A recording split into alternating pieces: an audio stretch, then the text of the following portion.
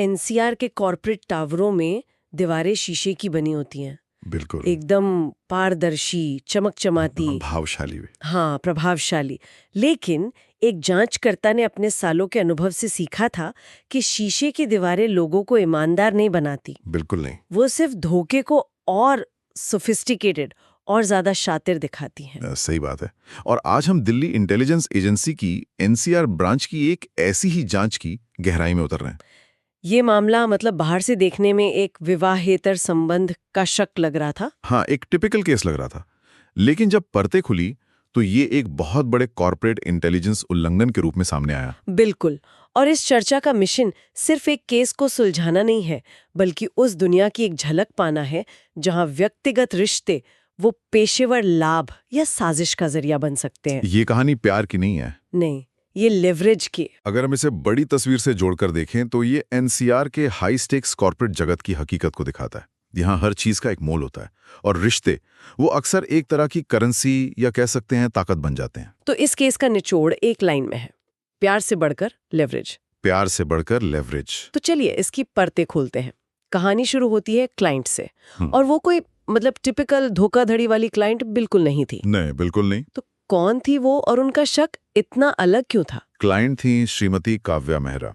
उनके पति अर्जुन मेहरा गुरुग्राम की एक तेजी से बढ़ती टेक इंफ्रास्ट्रक्चर कंपनी में चीफ स्ट्रैटेजी ऑफिसर थे। अच्छा। जब वो एजेंसी के ऑफिस आई तो उनमें कोई ड्रामा या इमोशनल उथल-पुथल नहीं थी। वो बहुत शांत थी, बहुत एनालिटिकल थी। और उन्होंने आते ही एक ऐसी बात कही जिसने पूरी जांच की दिशा ही बदल दी है ना? हाँ, आते ही उन्होंने कहा, मेरे पति भावनात्मक रूप से धोखा नहीं दे रहे हैं, वे कुछ ऑपरेशनल छिपा रहे हैं। ऑपरेशनल? हाँ, ये ऑपरेशनल शब्द एक बहुत बड़ा रेड फ्लैग था। मतलब एक आम क्लाइंट क्या कहता? एक आम क्लाइंट कहेगा वो मुझसे कुछ छिपा रहा है या शायद उसका अफेयर चल रहा है, लेकिन ऑपरेशनल शब्द का इस्तेमाल इससे साफ था कि उन्हें शक किसी इमोशनल धोखे का नहीं बल्कि किसी प्रोफेशनल गड़बड़ी का था। तो एक मिनट, ये सिर्फ एक पत्नी की चिंता नहीं थी, मतलब मामला इससे कहीं ज्यादा बड़ा था। बिल्कुल।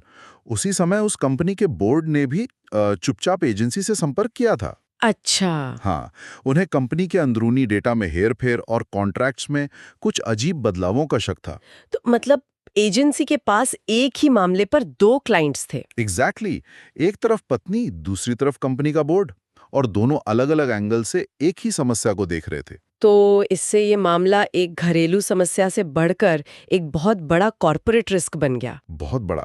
ये तो काफी दिलचस्प है। तो एजेंसी ने इस दोहरी जांच को कैसे शुरू किया? इसका कोई कोड नेम तो जरूर होगा। हाँ, कोड नेम था operation glass wall. Glass wall. जी, ये नाम एनसीआर के शीशे वाले कॉर्पोरेट टावरों से ही लिया गया था, जहां सब कुछ पारदर्शी दिखने के बावजूद बहुत कुछ छिपा होता है। ऑपरेशन को 3 हिस्सों में बांटा गया था। वो 3 हिस्से क्या थे? पहला था फिजिकल सर्विलेंस, यानी अर्जुन और उनकी एक सहयोगी रिया सेठी, उन पर नजर रखना। ओके। दूसरा था डिजिटल पैटर्न एनालिसिस, जो कि उनके डिजिटल फुटप्रिंट्स जैसे कॉल्स, ईमेल्स, डेटा एक्सेस, इन सब को ट्रैक करना था। और तीसरा बिहेवियरल प्रोफाइलिंग, मतलब उनके व्यवहार के पैटर्न को समझना। हाँ, ताकि ये पता चल सके कि उनकी प्रेरणा क्या थी, प्यार या पैसा। किरदारों के बारे में थोड़ा और बताइए। ये अर्जुन मेहरा और रिया सेठी, ये लोग कौन थे?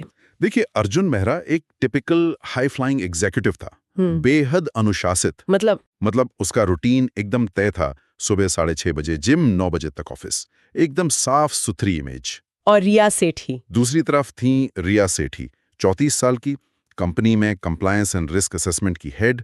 उसका एकेडमिक रिकॉर्ड शानदार था, आईवी लीग से पढ़ी हुई, और हाँ, अतीत में कोई विवाद नहीं। तो ऊपर से देखने पर दोनों ही कंपनी के लिए एक एसेट थे। बिल्कुल परफेक्ट एम्प्लॉइज। लेकिन एक मिनट, क्या ये मुमकिन नहीं कि वो दोनों सच में एक अफेयर में थे और बस अपने बॉस की नजरों से बचने के लिए एन्क्रिप्टेड एप्स इस्तेमाल कर रहे थे? अच्छा सवाल है। मतलब शुरुआती सबूत जैसे काम के बाद मिलना या एन्क्रिप्टेड कॉल्स, ये सब तो एक साधारण अफेयर की तरफ भी इशारा कर सकता है। हाँ, कर सकता है। और शुरू में टीम ने भी यही सोचा था। हाँ, वे काम के घंटों के अलावा एन्क्रिप्टेड एप्स पर बात कर रहे थे। हाँ, उनकी लोकेशन कई बार एक कॉर्पोरेट गेस्ट अपार्टमेंट में एक साथ मिली थी। तो ये सब तो एक अफेयर की तरफ इशारा करता है, लेकिन जांचकर्ता इमोशनल सबूत नहीं बल्कि ऑपरेशनल सुराग ढूंढ रहे थे। और यहीं पर डिजिटल एनालिसिस ने एक अलग ही कहानी बताई। तो टीम इतने सारे डिजिटल शोर में से काम का सुराग कैसे ढूंढ रही थी? उन्हें पहली बड़ी कामयाबी कहाँ से मिली? पहली कामयाबी मिली डिजिटल मेटाडेटा की समीक्षा से। मेटाडाटा मतलब डेटा के बारे में डेटा। बिल्कुल। सोचिए, एक ईमेल सिर्फ मैसेज नहीं होता, उसके साथ ये जानकारी भी होती है कि वो कब भेजा गया, किस कंप्यूटर से, और क्या उसमें कोई बदलाव हुआ है। अच्छा। टीम ने देखा कि कुछ वेंडर कॉन्ट्रैक्ट्स की फाइलों में आधी रात के बाद बदलाव किए जा रहे थे, और वो भी अर्जुन के ऑफिशियल लैपटॉप से नहीं, बल्कि एक अनजान आईपी एड्रेस से, जिसे ट्रैक करना मुश्किल था। तो ये पहला बड़ा खतरे का सिग्नल था। हाँ, ये पहला बड़ा रेड फ्लैग था। और इन बदलावों में ऐसा क्या था जो इतना चिंताजनक था? बदलाव बहुत मामूली थे, इतने कि कोई पकड़ ना पाए। जैसे कि जैसे किसी वेंडर के कॉन्ट्रैक्ट में प्रॉफिट मार्जिन को 0.5% बढ़ा दिया, या किसी के पेनल्टी क्लॉज को थोड़ा नरम कर दिया। पहली नजर में ये गलतियां लग सकती थीं। लेकिन जब दर्जनों कॉन्ट्रैक्ट्स में यही पैटर्न दिखा, तब साफ हो गया कि ये जानबूझकर किया जा रहा था। ये एक सोची समझी हेरफेर थी, जिसे पकड़ना लगभग नामुमकिन था। तो अर्जुन कॉन्ट्रैक्ट्स बदल रहा था और रिया उस पे मुहर लगा रही थी। जी। ये तो साफ साफ मिलीभगत लगती है। लेकिन क्या इतना ही काफी था? मतलब पैसा कहाँ जा रहा था? यही अगला सवाल था, और यहीं पर कहानी में एक नया मोड़ आया। जब इन वेंडर्स की जांच की गई, तो पता चला कि उनमें से कई का लिंक नोएडा में रजिस्टर्ड एक शेल कंसल्टेंसी से जुड़ा था। शेल कंसल्टेंसी मतलब एक कागजी कंपनी। हाँ, जिसका असल में कोई ऑफिस नहीं था। और उस कंपनी का मालिक कौन था? अर्जुन यरिया? ना अर्जुन ना रिया। उसका मालिक कोई तीसरा ही व्यक्ति था। तीसरा व्यक्ति? एजेंसी की भाषा में उसे साइलेंट फाइनेंशियल हैंडलर कहते हैं।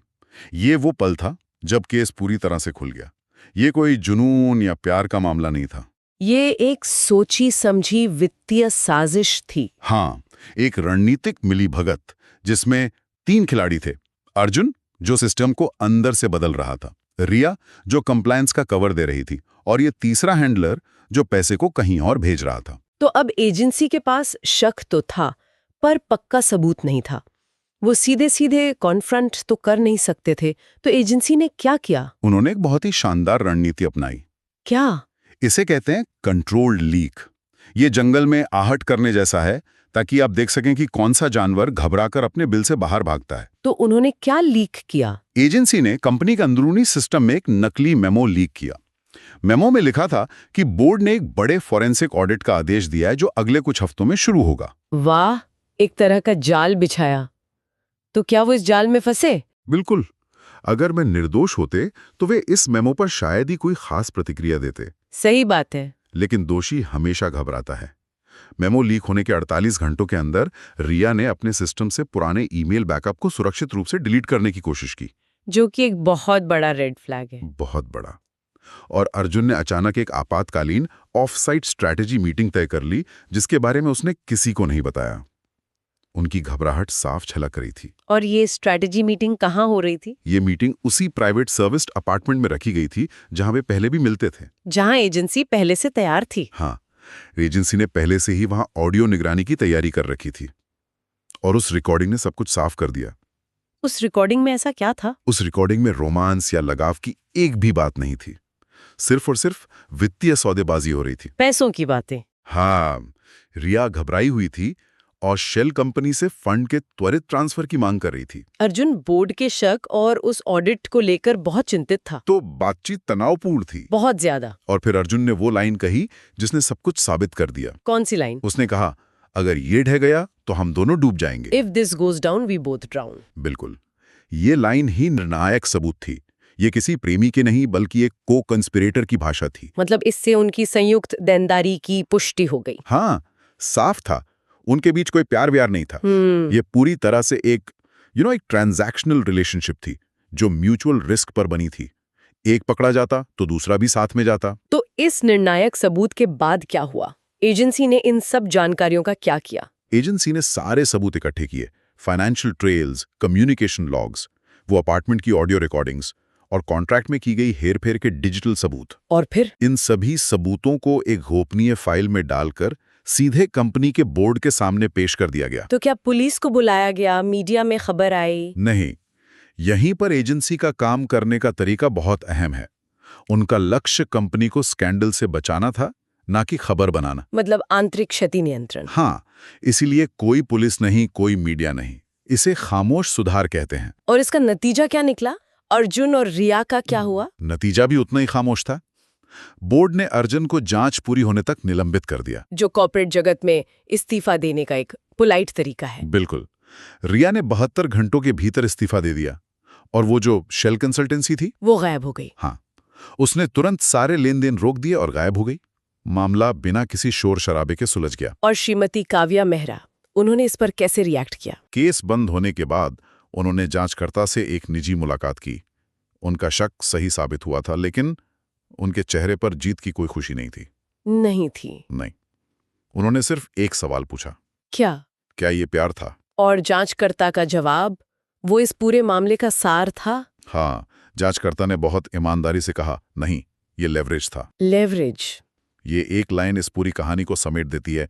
अर्जुन रिया का इस्तेमाल कंप्लायंस को बाईपास करने के लिए कर रहा था और रिया अर्जुन का इस्तेमाल पैसों और शायद भविष्य में और ऊंचे पद के लिए कर रही थी। ये जुनून नहीं था, ये एक सौदा था। स्रोत से एक अंतिम विचार के साथ इस चर्चा का समापन करते हैं। ऊंचे स्तर पर कॉर्पोरेट अफेयर्स शायद ही कभी जुनून के बारे में होते हैं, वे पहुंच, सूचना और पद के बारे में होते हैं। और एक और पंक्ति जो इस सच्चाई को और भी मजबूती से सामने रखती है, धोखा हमेशा लिपस्टिक नहीं लगाता, कभी कभी ये कंप्लायंस का बैज पहनता है। बिल्कुल, ये कॉर्पोरेट अपराध की भ्रामक प्रकृति को दिखाता है, जहां सबसे बड़ा धोखा सबसे भरोसेमंद चेहरों और सबसे बोरिंग कागजों के पीछे छिपा हो सकता है। ऑपरेशन कासवाल बिना किसी सुर्खी के बंद हो गया।